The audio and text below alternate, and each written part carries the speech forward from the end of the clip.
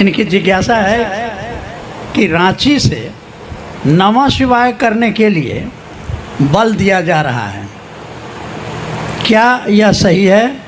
यदि सही है तो नमः शिवाय कैसे किया जाए, कृपया बताने की कृपा की जाए। शायद R.K. यादव जी को मालूम नहीं है, लिखे हैं रांची से, रांची में पागल खाना भी है। एक कहानी है कि एक बार पंडित नेहरू जी जब प्रधानमंत्री थे तो गए देखने पागल खाना, उड़ती हुई खबर है, हम लोग सुना है। पंडित नेहरू जी जब प्रधानमंत्री थे भारत के तो गए कांके पागल खाना देखने, भारत सरकार का है ही तो एक पागल पूछा कौन है आप, उनसे प्रधानमंत्री जी से पूछा कौन है आप, तो कहा कि हम जवाहरलाल नेहरू प्रधानमंत्री भारत के। कहा हटते हैं कि नहीं यहाँ से, जे आता है यहाँ प्रधानमंत्री अपने को बोलता है हटिए हटिए यहाँ से। यादव जी ने गलती कर दी, लिख दिया रांची से, तो वहाँ पागल खाना भी है।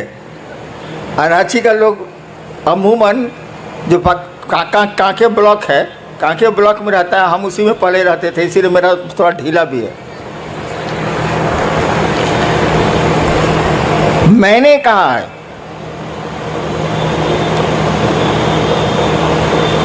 कि आपको नमः शिवाय करना चाहिए। आज तक तो सिस्टम रहा है कि मंत्रों को गोपनीय रखा गया, लेकिन शिव शिष्यता में क्या गोपनीय रखा जाए, हमको बताइए आप। वो जगत का गुरु है, जगत के एक एक आदमी को ये अधिकार है कि उस शिव को बिना किसी के परमिशन के वो अपना गुरु बना सकता है, विश्व गुरु है वो।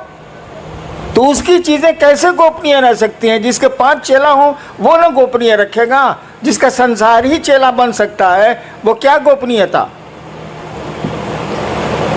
तो हमने कहा कि आप नमः शिवाय करें, इस पंचाक्षर को करें आप, इससे आपके लौकिक कष्ट भी कम होंगे और थोड़ा मन भी आपका शिवगामी होगा, शिव की ओर चलेगा। नमः शिवाय करने का तो 2 ही तरीका है। एक आप किसी माला पे कर सकते हैं 108 बार, दूसरा सांस प्रश्वास भी एक माला है। माला कई तरह की होती है, कमल गट्टे की भी होती है, रुद्राक्ष की भी होती है, किसी चीज़ की हो सकती है, तुलसी की भी होती है। सांसों की माला भी माला ही है। हमारी आपकी सांस चलती है ना, ये 24 घंटे में 27,600 बार चलती है, जैसा मुझको याद है। यानी सांसों की भी माला है। सांसों की माला पर मंत्रों का आवागमन, मंत्र आए और गए, आवागमन देखा जाता है।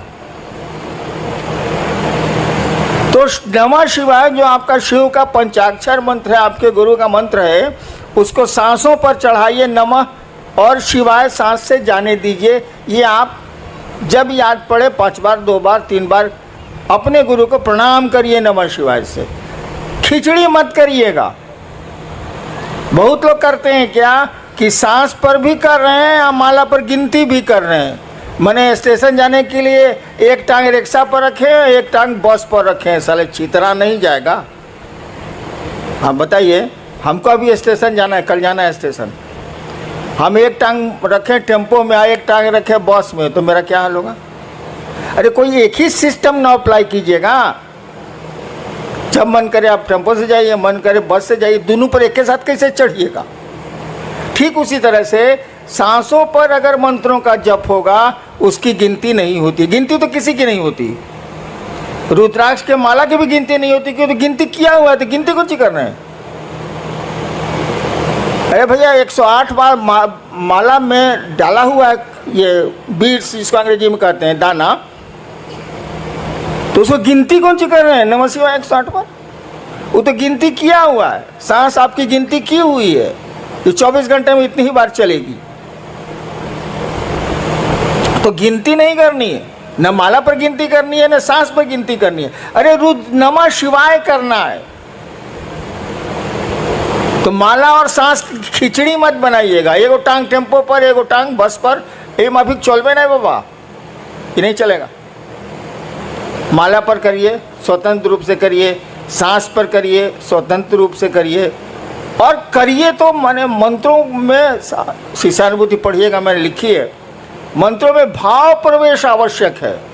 यानी आप नमः शिवाय किए, सोच रहे हैं खिचड़ी पकी कि नहीं पकी, ये तो मंत्र जप नहीं हुआ। नमः शिवाय किया तो सोचिए कि अपने शिव को, नमः शिवाय का मानी क्या है, शिव को प्रणाम। नमः शिवाय किया तो सोचिए कि शिव को प्रणाम आपका मन कर रहा है। सोचिए, शरीर नहीं झुकाना है, हाथ नहीं उठाना है, मन आपका शिव को प्रणाम कर रहा है। दोबारा फिर नमः शिवाय करिए तो सोचिए कि मन आपका शिव को प्रणाम कर रहा है। इस तरह से 108 बार करिए। इस तरह से सांसों पर जपिए, सांस पर जपिएगा तो याद पड़ जाएगा, उसमें दिक्कत नहीं है। लेकिन माला जैसे कीजिएगा, खिचड़ी याद आने लगेगी, चोखा याद आने लगेगा, अचार याद आने लगेगा। इसीलिए सोचिए कि नमः शिवाय का अर्थ होता है शिव को प्रणाम, आपका मन शिव को प्रणाम करे, तब नमः शिवाय का अर्थ हुआ, नहीं तो नमः शिवाय का क्या अर्थ। नेक्स्ट।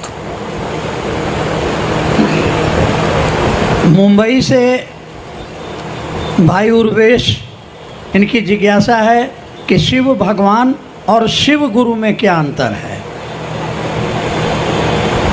कोई अंतर नहीं है। भगवान शिव और शिव गुरु में क्या अंतर है। महाकाल और महादेव में क्या अंतर है। अघोरेश्वर और शिव में क्या अंतर है। अरे एक ही सत्ता के कई काम हैं, इसीलिए कई नाम हैं। सत्ता तो एक ही है। मैं ही हूं, मैं एक हरिनारायण। मैं सरकार में ज्वाइंट सेक्रेटरी भी था, गाड़ी भी अच्छी चलाता हूं, पिस्टल भी बढ़िया चलाता हूं। तो आप कहेगा कि एक बार मैं गया था सीवान, तो गाड़ी खुद चला रहा था, एडीएम था उसमें पटना में। मैं सीवान गाड़ी बैक कर रहा था, बाजार का दिन था, कुछ महिलाएं थी, हमको कोई चिंता, गांव कितना जाते हैं हम। तो पीछे से किसी महिला ने कहा, ए ड्राइवर साहब लौको तो नहीं खे। हमारा साथी बगल में बैठा हुआ था कि है बॉस, आपको तो एडीएम से ड्राइवर बना दिया, तो जैसा काम कीजिएगा वैसा ही नाम न होगा। तो शिव गुरु और शिव भगवान शिव या कोई शिव का जो रूप है, सभी रूप उन्हीं के हैं।